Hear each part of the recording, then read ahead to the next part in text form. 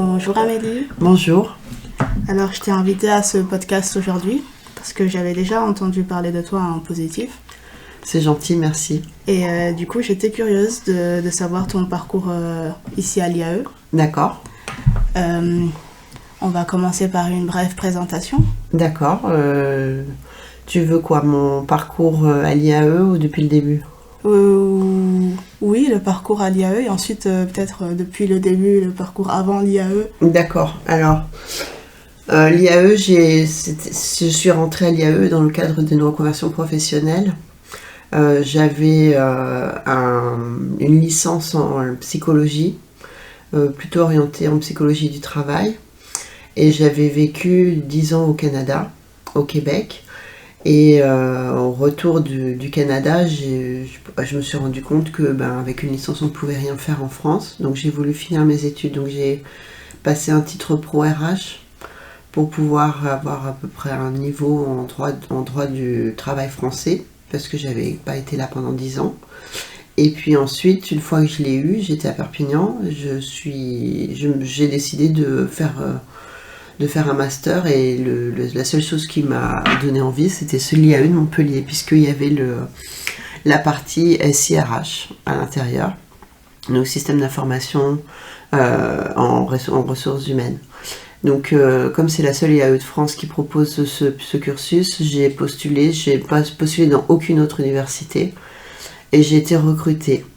Alors au début, je me suis pas vraiment rendu compte de ce que ça faisait. Je connaissais l'aura de l'IAE à l'international puisque j'avais voyagé. Je savais que c'était une bonne école, mais je pensais pas que ce serait aussi difficile. Mais en même temps, j'ai trouvé que c'était une super expérience et je le recommande à tout le monde. Voilà, donc cette expérience, en fait, on était environ 250 candidats au début. Et on a été seulement 22 à être recrutés. La première année, en fait, on s'est retrouvés tous ensemble. Il y avait beaucoup de filles, très peu de garçons. Et puis aussi, je n'étais pas la seule âgée, entre guillemets, parce qu'il y avait une autre étudiante qui avait qui était un peu plus vieille que moi, qui avait environ 50 ans. Moi, j'ai 40 ans aujourd'hui. Donc l'intégration s'est plutôt bien faite. Les étudiants étaient quand même n'ont pas forcément fait attention à l'âge. Ça s'est senti parfois dans l'année pour plusieurs façons de faire, surtout dans les travaux de groupe où on n'avait pas forcément les mêmes méthodes. Moi, je pouvais pas prendre mes notes avec un ordinateur. Je suis incapable de faire deux choses en même temps. Donc j'avais un papier et un crayon, et donc du coup ma collègue qui était plus âgée que moi aussi, on était deux dinosaures dans l'amphi avec papier et crayon. Et finalement ça s'est bien passé puisqu'on a été très bien intégrés. Moi j'ai été élue déléguée de ma classe pendant 2 années de suite. Donc c'était quand même une fierté. J'étais représentante de ma classe, j'ai essayé de les représenter au mieux que je pouvais, et puis notamment j'ai voulu faire partie des alumni. Donc les alumni, c'est une association des anciens étudiants qui est toute neuve, toute jeune, et il n'y a pas beaucoup d'autres cursus que ceux qui ont créé les alumni. En fait, il y a surtout ceux qui sont entrepreneurs ou qui créent leur entreprise, les anciens du IAE Startup Lab qui font partie de l'alumni. Et en fait, moi j'ai pensé que si on faisait vivre un peu les SIRH à l'intérieur, comme les ressources humaines font partie intégrante de l'emploi, ça pourrait permettre aux alumni d'avoir une meilleure vitrine au niveau de l'emploi, et puis de pouvoir aider plus les étudiants. Donc c'est ce que j'ai essayé de faire. J'ai essayé aussi pendant mes 2 années, surtout la dernière, j'ai fait mon stage au sein de l'IAE à la direction avec Anne Loubès. Et là cette fois-ci, ma mission principale, ça avait été de mettre en place l'anniversaire du Master SIRH, ses 10 ans. Et à ce moment-là, on a eu le confinement, la première fois en fait, qui est arrivé. Donc ça a été très compliqué. Tous nos événements ont été annulés. On devait aller à Paris avec ma classe, faire le salon du SIRH. et en même temps visiter plusieurs boîtes de consulting, et on n'a pas pu en fait, donc c'est un peu resté en suspens. Et aujourd'hui, les 10 ans sont passés depuis un petit moment, puisque c'était en 2020. L'idée, ça aurait été peut-être de faire les 20 ans ou les 15 ans avec une aura un peu plus développée. Ça nous permettra aussi permettra en fait de mieux nous préparer pour pouvoir reprendre contact avec les anciens étudiants, les fidéliser aux alumni, et puis ensuite les faire participer aux événements des 10 ans par exemple. L'idée, c'est vraiment de faire revenir les anciens étudiants avec leur force de travail, leur expérience, pour pouvoir aider les étudiants qui sont actuellement en cursus, et leur montrer toutes les possibilités qu'il y a au niveau de l'emploi, parce que en fait, comme c'est une double compétence à l'IAE, quand on sort d'un master SIRH, en ce qui me concerne, hein, soit tu fais généraliste RH, donc tu deviens responsable des ressources humaines ou directeur des ressources humaines à la fin de ta carrière, ou sinon tu fais du consulting en système d'information RH, donc chez un développeur ou dans une grosse entreprise qui a un SIRH et qui a un service dédié à ça. Donc ce sont deux parcours qui sont complètement différents, et soit on fait le choix, soit au niveau de l'emploi, c'est pas facile. Sachant que ici à Montpellier, il n'y a pas énormément de sociétés qui sont très très grosses, donc il y a très peu de sociétés qui ont des SIRH. Donc la plupart des postes sont en généraliste RH si on veut rester sur la région de Montpellier. Les postes plutôt en SRH sont au niveau de Paris, sauf que le confinement a permis en fait de développer toute la partie informatique dans toutes les entreprises, le télétravail, etc. Et au bout du compte, les systèmes d'information se sont vraiment développés partout. Et donc maintenant, il y a de plus en plus de postes en SIRH un peu partout en France, et notamment à Montpellier. Donc le marché de l'emploi change. Qu'est-ce que tu voulais savoir d'autre alors ? C'était par rapport je me demandais, un SIRH qui recherche de l'emploi, ça doit être plutôt simple, non ? Comment ça marche pour un SIRH d'être recruté par un autre SIRH du coup ?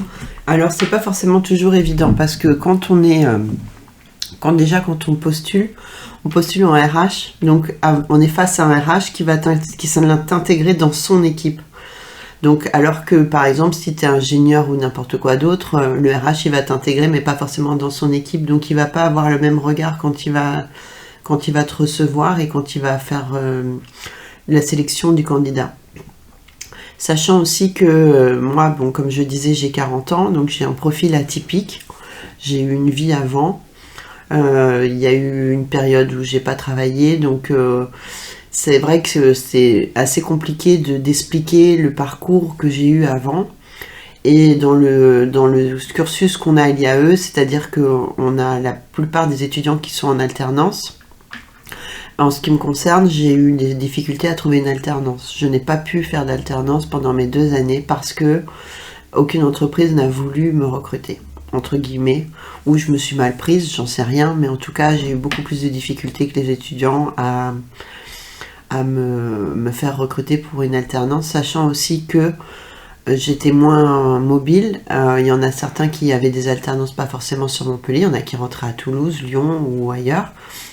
Moi, étant donné que j'ai 40 ans, j'ai une famille, j'avais une famille, mais j'ai un fils qui est en train de passer le brevet, donc il était hors de question pour moi qu'on chamboule tout ça, alors que c'était ma décision de reprendre mes études. Je pouvais pas m'amuser à partir 15 jours ailleurs. Déjà, en plus, j'avais pas les moyens d'aller vivre ailleurs, donc financièrement, ça a été très difficile, puisque quand on reprend ses études, qu'on a plus de 30 ans, la CAF arrête de verser le RSA. Du coup, on n'a plus aucune ressource. Donc je me suis retrouvée vraiment au début dans une situation financière très très compliquée. J'ai dû faire appel à l'assistante sociale de l'université.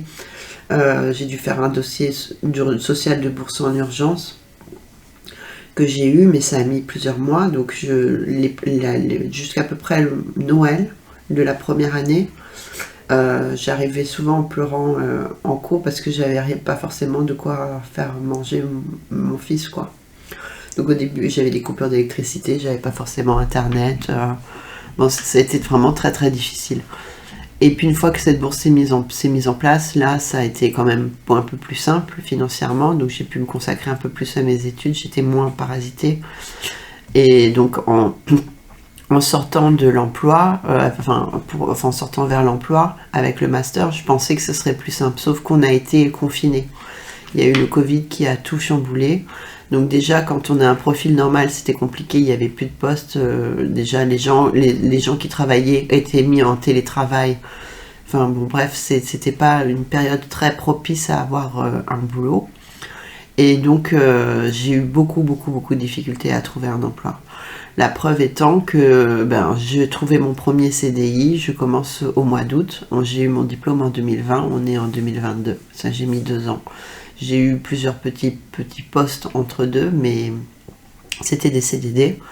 Et donc, j'ai pas eu d'opportunité de mettre en application tout mon savoir et tout ce que j'ai appris à l'IAE jusqu'à présent.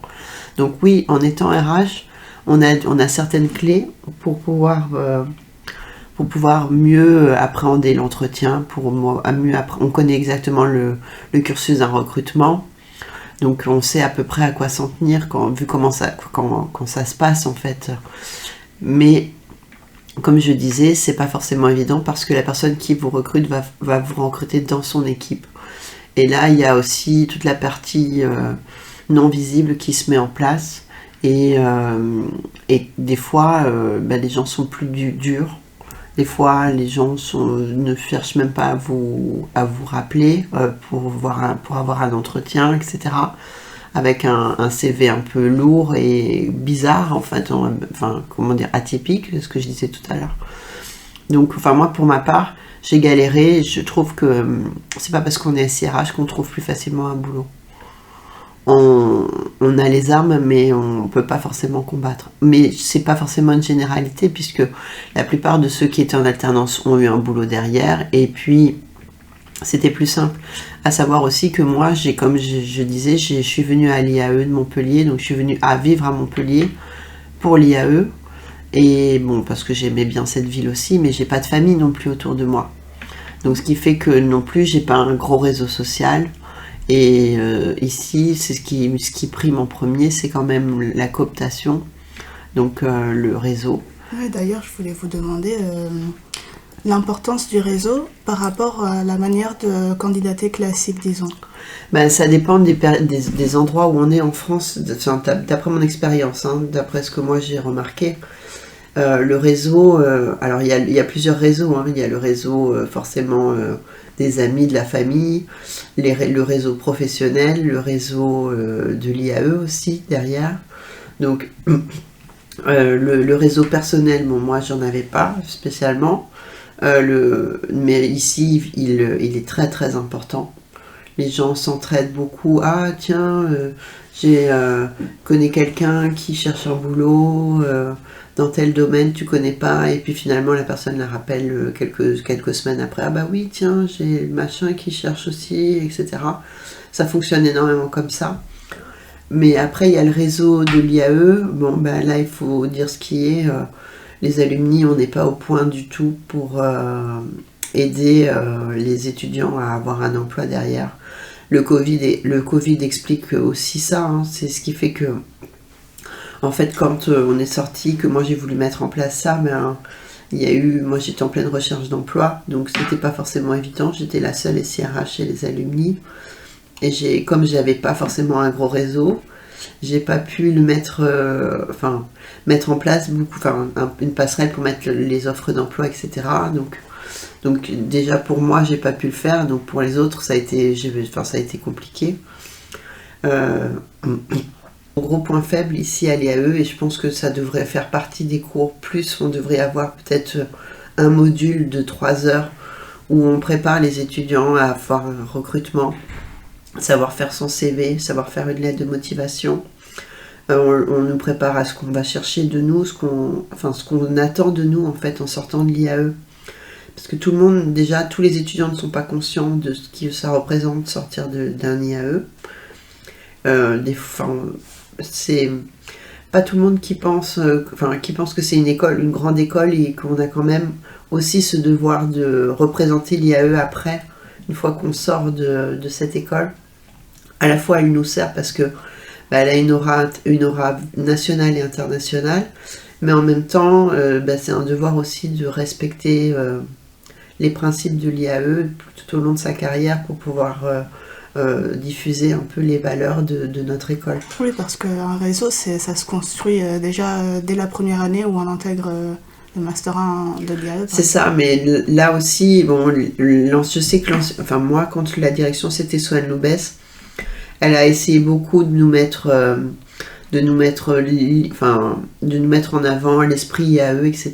Donc, elle était quand même assez souvent en train de nous le rabâcher, et on avait la chance, nous on avait la directrice qui était notre tutrice de master, donc on avait une relation particulière, à nous inculquer des choses, mais c'est pas tous les masters, je pense pas que tous les masters ont en fait cette avant-première sur le réseau. C'est pas une avant-première, mais ont cette appartenance, sont conscients en fait de ce qu'on est en train de faire, en fait, de ce qu'on est en train d'apporter. Enfin, c'est quelque chose qui se construit en fait. Et donc l'étudiant lambda qui c'est pas forcément, il est très souvent, les étudiants qui rentrent à l'IAE sont rarement bêtes, sont souvent des étudiants qui sont brillants. La plupart donc ne savent pas faire un CV ni une lettre de motivation, et donc ça empêche de se mettre en avant. Mais il y a ce fameux réseau derrière, il y a cette alternance aussi qui fait que la plupart finissent par trouver au bout du compte, et il y a aussi le fait qu'on sorte de l'IAE, mais il y a aussi une discrimination, moi personnellement, d'après ce que j'ai vécu, une discrimination par rapport à l'âge, parce qu'il n'y a pas forcément qu'une discrimination par rapport à la couleur ou par rapport à la langue. Ça faut être clair que même si on nous dit bien comme il faut, il n'y a pas de discrimination, etc. En vrai, il y en a. Donc il faut, quand on n'est pas blanc, je sais pas comment ça se passe, mais je pense, moi mon ex-mari il est africain, il a pas d'accent, mais quand il parle, ça va. Dès qu'il passe l'entretien physique, il a eu plus de difficultés. Souvent le poste était pourvu au moment où il s'est présenté, parce qu'il ne voulait pas de noir sur le poste. Ce sont des choses qui évoluent, mais c'est toujours présent, donc il faut le savoir. Et il y a la discrimination homme-femme. Bien sûr, un homme va être plus facilement recruté qu'une femme, puisqu'une femme, on sait qu'elle elle a des enfants, du coup c'est plus compliqué. Moi je m'étais dit que comme c'était déjà fait, je peux pas tomber enceinte, donc du coup, j'ai mon fils qui est déjà grand, donc je m'étais dit que ça serait plus facile finalement, mais au bout du compte, non, c'est aussi une discrimination d'être une femme, parce que il y a quand même la vie de famille qui fait que on est quand même plus prise que quelqu'un d'autre, qu'un homme. Et puis il y a l'âge aussi. Moi j'ai trouvé que en étant quinquagénaire, c'est plus difficile en fait d'être recruté, justement avec ce profil atypique, avec un vécu, parce qu'on on est jeune diplômé à 40 ans. Donc ça paraît pas forcément choquant, mais en même temps les entreprises vont se dire mais comment ça se fait, qu'est-ce qu'elle a fait avant, peut-être qu'elle est nulle, je sais pas ce que peuvent se dire, mais en tout cas ça plaît pas du tout aux entreprises. Il y en a certaines qui sont beaucoup plus ouvertes. Il faut savoir qu'à Paris les gens sont plus ouverts qu'à Montpellier sur ce genre de choses, parce qu'il y a plus de il y a beaucoup plus de mouvements à Paris, du coup les gens, c'est plus dynamique, le marché de l'emploi est beaucoup plus dynamique. Peut-être ils sont un peu plus habitués Ils sont plus habitués du coup, et ils vont être plus ouverts. D'accord. Alors que ici, il y a moins d'habitude. Alors, je dis pas que les choses sont pas en train de changer, mais c'est plus lent. Voilà. Donc ce qui fait qu'aujourd'hui, c'est pas forcément évident de trouver un boulot. La personne qui était plus âgée que moi dans ma classe, elle a eu un autre profil en fait. C'est assez rare d'avoir ce profil-là à l'IAE. C'est quelqu'un qui a été envoyé par son entreprise pour pouvoir changer son poste. En fait, son poste changeait. Elle était à la comptabilité, ils avaient besoin de RH. Du coup, elle a complètement changé de métier. Et donc, pendant son IAE, elle avait déjà intégré le service RH. Donc, elle a appris au fur et à mesure. Mais après, c'est son entreprise qui lui a payé son logement et qui lui a payé ses études. Donc, du coup, ça lui a permis, en fait, elle était beaucoup plus tranquille que moi. Et en sortant, elle savait qu'elle allait avoir un poste plus aujourd'hui. Elle a pas eu de coupure comme moi et elle a 5 personnes sous sa responsabilité déjà. Ça fait 2 ans qu'on est diplômé. Donc elle a super bien réussi. Je pense que ça c'est l'idéal en fait quand on est une personne âgée entre guillemets, plus âgée, de faire l'IAE dans ce contexte-là, c'est le mieux. Et avant l'IAE, vous faisiez quoi? Alors avant l'IAE, comme je t'ai expliqué, en fait, moi je voulais au début être psychologue du travail, donc j'ai fait une licence en psychologie du travail à Tours, que j'ai eue en 2002, je crois. Et ensuite, je suis partie vivre au Québec avec le père de mon fils. Et j'ai eu mon bébé. Du coup, là, à ce moment-là, en arrivant au Canada, pareil, j'étais plus jeune, mais j'étais migrante, française, donc étrangère. Et j'ai pas forcément c'était pas forcément facile non plus de trouver un travail. Donc j'ai un peu laissé tout tomber. Je voulais finir ma psycho, mais je pouvais pas parce qu'il fallait payer des droits d'inscription très importants. Quand on est migrant, il faut savoir qu'au Canada, à peu près une année scolaire, c'est 50 000 $. Donc personnellement, je préférais ne pas me repayer. En plus, il fallait que je recommence depuis le début parce que j'avais pas le niveau en français, soi-disant. Et c'était assez spécial. Et donc du coup, j'ai décidé de pas reprendre mes études là-bas. Par correspondance en France, ça ne se faisait plus. Le cursus psychologie du travail, c'était que de la clinique. Donc j'ai décidé en fait de prendre un poste comme il venait. Donc je me suis retrouvée secrétaire pour l'Institut national de santé publique du Québec. C'est l'équivalent de la haute autorité de santé publique en France. Donc c'est un espèce d'arbitre entre le ministère de la Santé et puis le gouvernement. Le gouvernement va mettre en place certaines choses. Par exemple, ils vont se rendre compte que le VIH est en train de remonter en puissance dans les espaces de santé où on en détecte de plus en plus. Donc là, l'idée c'est qu'est-ce qu'on peut mettre en place pour améliorer les choses. Donc là, en fait, ils vont faire appel au ministère en collaboration avec l'INSPQ, qui vont mettre en place des comités scientifiques qui vont être à peu près pour 6 mois à 1 an. Et dessus, il va y avoir plusieurs experts qui vont être nommés en fonction de la problématique. Et ils vont se rencontrer, ils vont faire un rapport où ils vont proposer des solutions au ministère. Grosso modo, c'était dans ce genre de contexte. Donc c'était un contexte de recherche, un contexte scientifique dans lequel j'évoluais. Mais moi, j'étais pas scientifique, donc du coup, j'étais secrétaire de direction. Sauf que j'ai appris à être secrétaire de direction à peu près en même temps que j'étais en poste. Mais j'avais 25 ans, donc j'avais pas froid aux yeux, j'avais pas peur. Et donc, je me suis retrouvée à faire ça. Et c'est pour ça que j'ai choisi les ressources humaines après. C'est-à-dire que comme j'avais ma psycho avec moi et que j'avais travaillé beaucoup dans l'administration publique, je me suis dit, qu'est-ce que je pourrais faire qui puisse allier les deux sans que je perde trop. Et pour moi, ça a été forcément les ressources humaines dans lesquelles j'allais m'épanouir. En fait, c'est pour ça que j'ai choisi ce cursus-là. D'accord.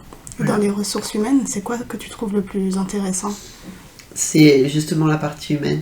C'est la partie avec les gens. Moi, je préfère avoir des contacts avec les gens que plutôt d'envoyer des mails, etc.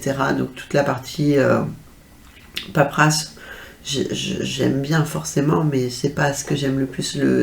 Ce que j'aime, c'est quand je suis en poste, c'est d'arriver à faire le tour du plateau, par exemple, et d'aller dire bonjour à tout le monde, voir comment tout le monde va le matin, voir un peu s'il y en a qui sont moins bien que d'autres et être plus attentive, etc. En fait, voilà, c'est la partie humaine qui me plaît le plus.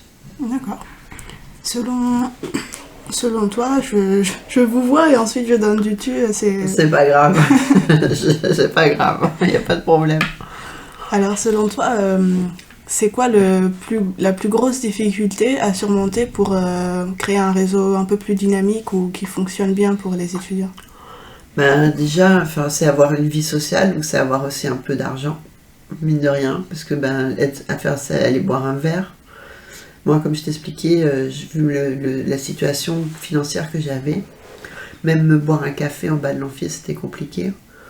Bon, je veux pas que les gens pleurent sur mon sort, mais en même temps, j'avoue que je les comptais, un petit pain au chocolat, c'était de temps en temps. Donc même ça, tu vois, ça commence déjà dès le bas de l'amphi. Si il y a tout le monde qui sort, qui va boire un café, fumer sa clope. Ben moi, des fois, je pouvais m'acheter mes clopes, des fois, je pouvais pas. Et puis, quand je sortais, des fois, je pouvais pas me payer un café. Du coup, c'était compliqué parce que j'étais un peu isolée. Donc, je pense qu'il y a l'argent, puis il y a aussi les personnes, la personnalité que tu as. Et il faut aller vers les autres, il faut pas avoir peur. Mais c'est pas forcément évident, on n'est pas tous faits pour être avenants, en fait, au bout du compte. Et puis il faut être mobile, je pense aussi, il faut être capable de bouger.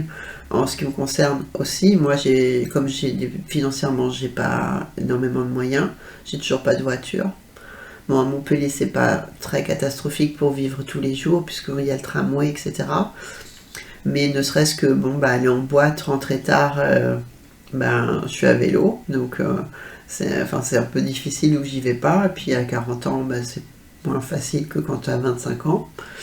Et puis aller à la plage ou aller même dans d'autres villes, quoi, aller voir une conférence ou aller à Toulouse, ou je sais pas, n'importe où, c'est pas très très loin, mais en même temps, moi pour l'instant je peux pas, puisque j'ai pas de voiture. Donc du coup mon réseau il stagne, puisque je peux pas faire énormément de choses, parce qu'au bout du compte on en revient au même, hein. C'est financièrement, pour l'instant je peux pas m'acheter une voiture ni faire beaucoup de choses, donc j'attends d'avoir un travail, et puis une fois que j'aurai un travail, je développerai un petit peu plus mon réseau. Heureusement, le Covid a mis en place énormément de passerelles pour pouvoir créer du réseau. Donc maintenant on fait beaucoup de choses en webcam, en podcast, en plein de choses, quoi. Et donc là le réseau, ça permet quand même de l'entretenir le petit peu qu'on a.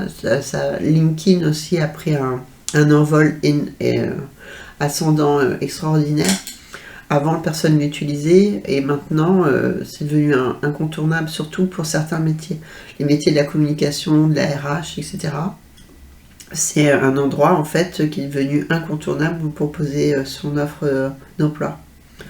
Donc, du coup, comme c'est un Facebook du travail, moi je l'appelle un peu comme ça, ça permet quand même d'entretenir les relations, ça permet aussi de garder du lien vers certains profs qu'on a eus, qui se souviennent un peu de nous, même si on a un profil atypique. Ça, c'est le bon côté des choses, c'est que comme on est atypique, les profs se rappellent de nous. Du coup, ils ont un petit regard un peu plus bienveillant par rapport à nous, et quand on les interpelle, souvent ils répondent présents. Merci beaucoup Amélie pour tous ces mots, ton temps surtout. Avec plaisir, ça m'a fait plaisir de partager cette expérience avec toi. Je suis assez fière de pouvoir partager mon expérience. Moi, je pense que c'est très important, l'entraide, et c'est une des valeurs de l'IAE, donc il faut continuer à la colporter et puis surtout à la mettre en application. C'est le plus important, je pense.